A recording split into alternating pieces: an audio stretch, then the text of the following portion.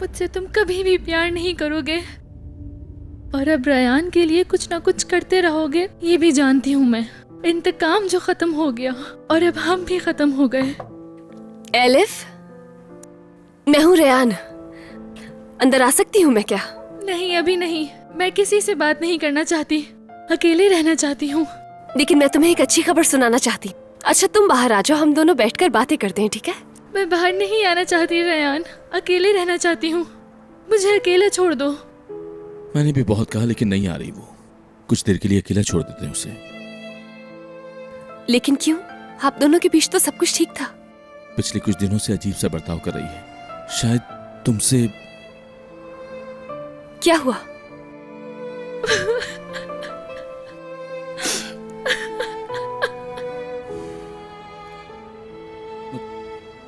मतलब उसे अब भी लगता है कि मैं तुमसे इन्हीं बातों की वजह से। आजाद भाई, आप इससे बात करके समझाइए कि हम दोनों के बीच ऐसा कुछ भी नहीं था। मैंने बहुत कोशिश की थी लेकिन हर बार बात के आखिर में हमारी लड़ाई हो जाती है। मैं उससे दोबारा बात करूंगा।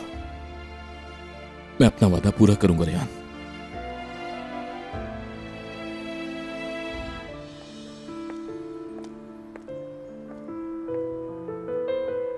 मैं भी सिर्फ तुम्हारे वादे पर ही बैठी हूँ आजाद, ऐसा वादा जो तुम निभा नहीं सकते। एलिफ, देखो मैं आया हूं। बाहर आओ, 2 मिनट के लिए बात करनी है तुमसे। सिर्फ मैं और तुम भाई बहन बात करेंगे। मुझे किसी से बात नहीं करनी भाई, चले जाएं यहाँ से। एलिफ, देखो मैं जानता हूं तुम्हारा दिल टूटा हुआ है और मैं अच्छे से जानता हूं जब दिल टूट जाए तो बहुत दुख होता है। इससे पहले कि बहुत बुरा हो जाए, हमें ऐसा वक्त आने से पहले मिलकर बैठकर बात को हल करना चाहिए, समझी तुम?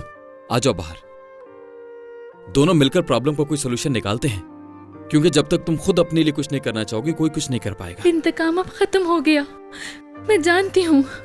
आजाद रयान को लेके यहाँ से चला जाएगा और वो दोनों मुझे यहाँ छोड़ के चले जाएंगे। एलिफ, तुम ऐसे क्यों बात कर रही हो? मैं और रयान एक दूसरे से बहुत प्यार करते हैं और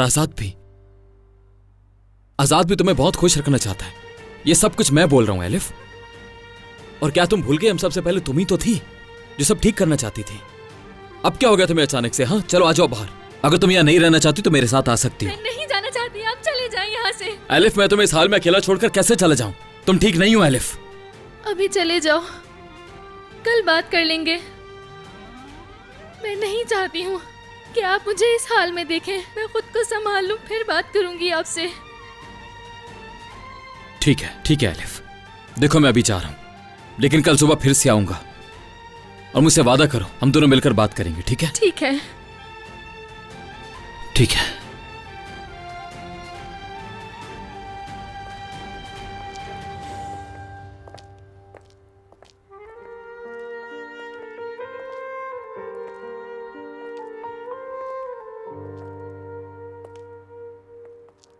अब क्या होगा?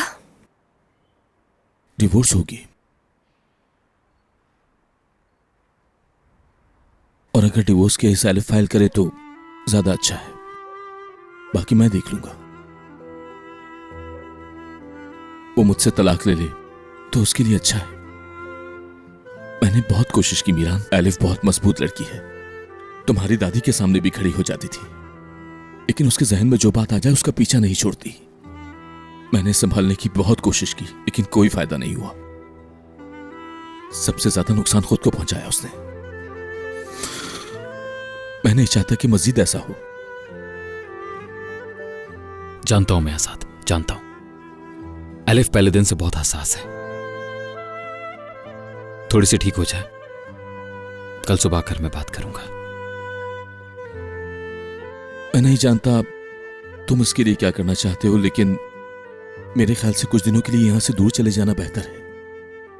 मुल्क से बाहर जाकर अपनी स्टडी मुकम्मल कर ले या वहां जाकर एक नई जिंदगी की शुरुआत करे।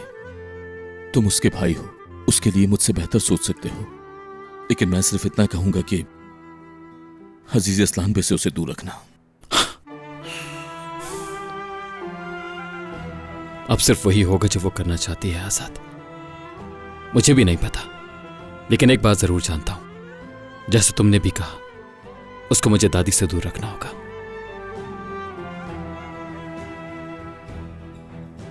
शायद आप दोनों के लिए यही ठीक होगा आजाद भाई।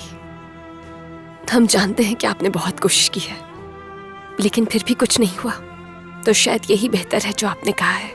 इंसिस्ट नहीं करें। खुदा हाफिज।